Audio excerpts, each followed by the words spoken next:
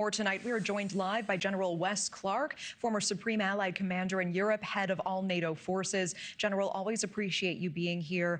President Trump sending that stark warning over not just the Strait of Hormuz, but the entirety of Iran, saying that the U.S. military is locked and loaded to finish the job.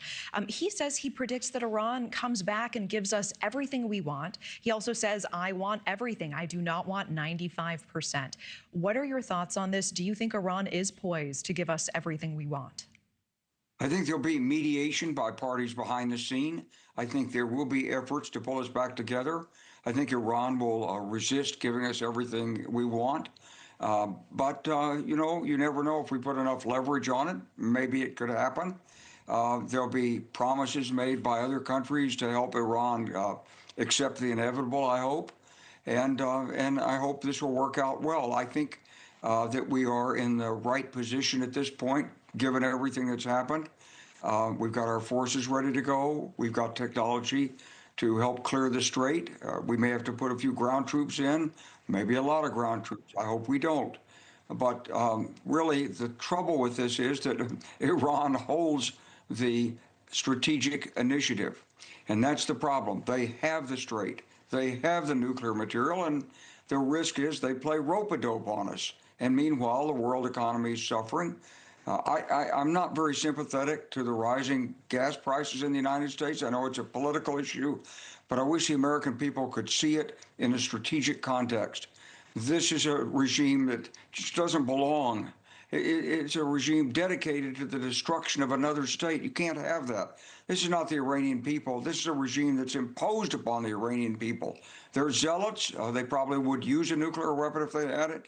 And we shouldn't be weighing what we're going to do based on whether the price of gas goes up by 10 cents or not, because this really is a matter of national security.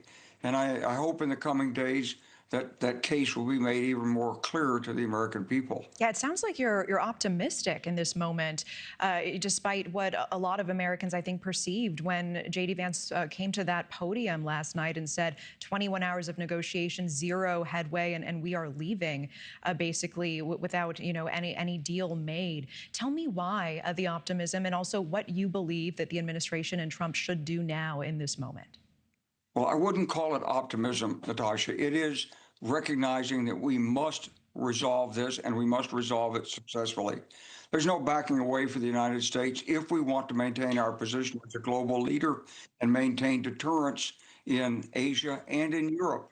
We can't just close up shop and leave. So we're just in a process that could go on for days or several weeks or a couple of months more. And we have to keep our forces ready. We may at some point have to reinitiate the air campaign. We may just decide enough's enough and go into the Strait of Hormuz. We don't want to have to do that, but the Iranians cannot be allowed to play rope-a-dope forever on us. And so we're going to use every economic measure. All of our friends in the world are going to, I hope, help us, and hope we'll bring our NATO allies in to help us if we have to go into the Strait.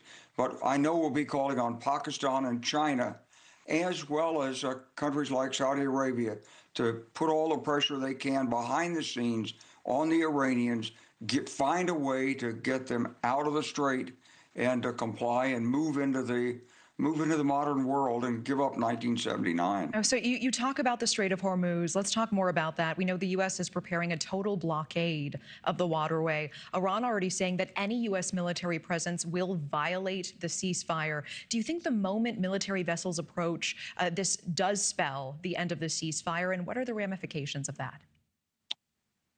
Well, it depends on how close we get. But yes, they do have anti-access area denial munitions. They have cruise missiles, they have sea-skimming anti-ship missiles, they have anti-ballistic missiles. They fired 100 of them against the USS Lincoln when it first approached. So we're probably not very close to the coast at this point. We're probably out somewhere in the Arabian Sea. I think we can still do the blockade. And if we are engaged by the Iranians, then that does break the ceasefire. And then we will have to then engage in military operations against them.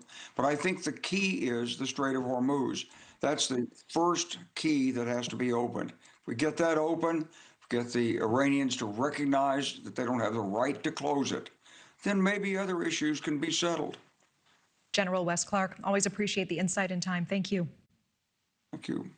Thank you for watching. Subscribe below and download our NewsNation app right now on your phone, and you will get fact-based, unbiased news for all Americans.